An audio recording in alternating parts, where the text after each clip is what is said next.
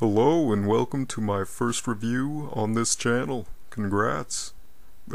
Anyway, so what better way to start than by reviewing a game that I've been meaning to review for quite some time but never got around to it. I know this is a bit late, but I will be reviewing Final Fantasy XIII for the PS3. Now, it's been out about 4 months or so I won't worry too much about spoilers. I probably won't go into too many details of the plot anyway, but just be warned that there might be some unintentional spoilers here, and I will go into some gameplay mechanics that might also be a little spoilerific, so keep that in mind, so don't get all pissed at me if you hear something you didn't want to hear.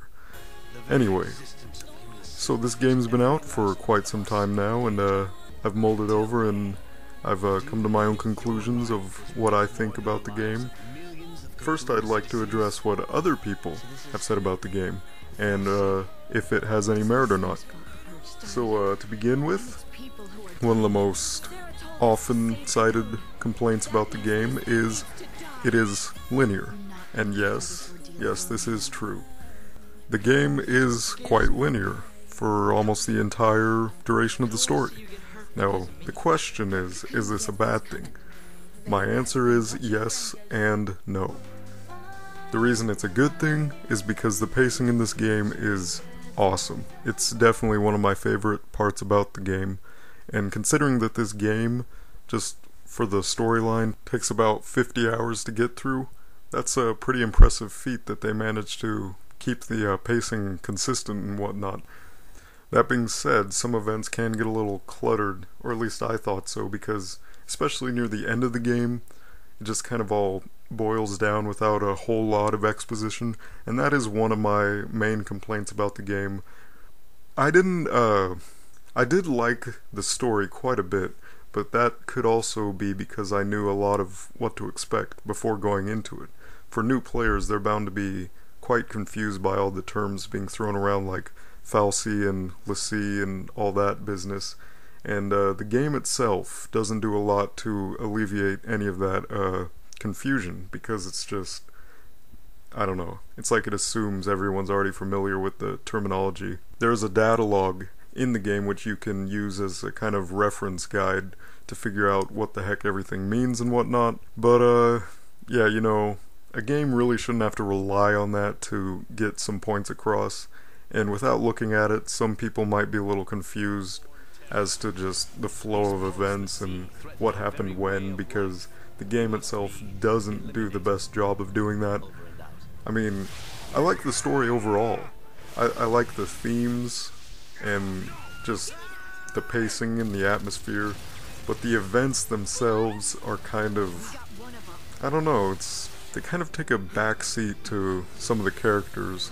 And another thing is, character development does tend to happen in kind of, outside of a few exceptions, in kind of just big jumps from one point to the next, if that makes any sense. There's not a lot of gradual growth, except for characters like Hope, which I went into the game expecting to not like Hope at all. From the trailers and everything, I thought he was going to be probably my least favorite character, but hey, I ended up liking him a lot more than I thought. He does mature a lot throughout the story, and he actually has some nice gradual character development, whereas with a lot of the other characters, it's kind of like, it's just from one extreme to the other, except for Snow, who kind of just stays the same throughout the whole game.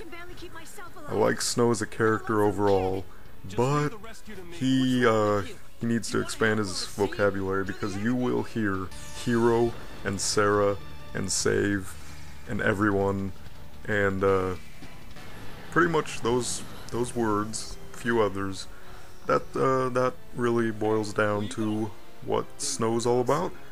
It's not an issue of the voice acting, because the voice acting is solid throughout. It's just the dialogue sometimes is a little repetitive.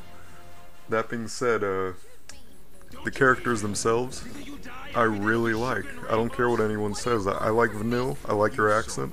She's not one of my favorite characters, but she doesn't bug me as much as she seems to bug a lot of other people. but that could be because I seem to have a thing for girls with Australian accents, apparently. Didn't really know that until this game, but Vanilla and Fang, yes. Anyway, Saz, he is a great character. He is awesome, and frankly, you won't find a character like him in another Final Fantasy game. He has a lot of humanity to him, and I'm not saying he's the best Final Fantasy character ever, but he has a surprising amount of realism for this genre and just for games in general. He's a very real character. Yeah. But anyway, back to the linearity issue. Kind of veered off subject there. Anyway, the game is linear. That itself doesn't bug me because some of my favorite games ever have been really linear. What bugs me is that it's restrictively linear. Now what I mean by that is that, sure, it's a linear path throughout pretty much the whole story, which in itself doesn't bug me at all. What does bug me is that it's pretty much a one-way ride. You can't go to practically any of the areas in Cocoon after getting to Pulse.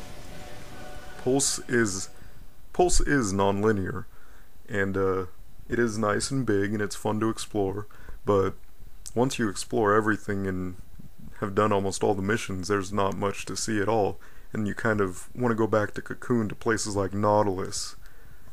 Yeah, I mean, that's a missed opportunity right there. Nautilus could have been another gold saucer, I think. I always thought that they could at least like do some downloadable content or something, and well, I know that that doesn't really fit in with the context of the story and the setting and their plight and all that.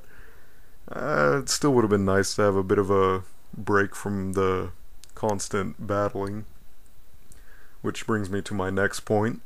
Yes, the game is pretty much just almost a dungeon crawler. I wouldn't say a dungeon crawler because the environments are very diverse, and there's a lot to see, even though it's quite linear. It's very pretty to look at. It's definitely one of the best looking games out there, I think. If not from a purely technical standpoint, even though it is quite impressive from a purely technical standpoint, just from a design aesthetic, it's very, very unique and very memorable overall, which makes it even more unfortunate that you can't go back to a lot of the settings you've been through once you get through that part in the story. But I guess it's no use crying over that now. So there is a lot of battling, and this would break the game if it was just either a traditional type of battle system or not very fun. But the fact is, this is one of the best battling systems I've ever seen in any RPG. You can disagree with me, but it is it's innovative, it's unique, it's fresh, and it somehow, after countless hours, it doesn't get boring. In some of the more heated fights, you'll be using strategy like crazy.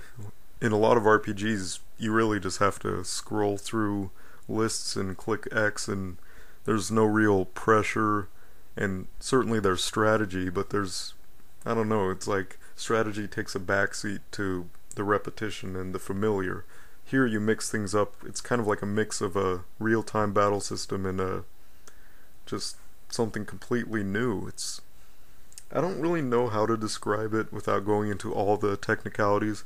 Basically, your party is divided into different roles, ranging from Ravager, Commando, Sentinel, Saboteur, Medic, Synergist, and yeah.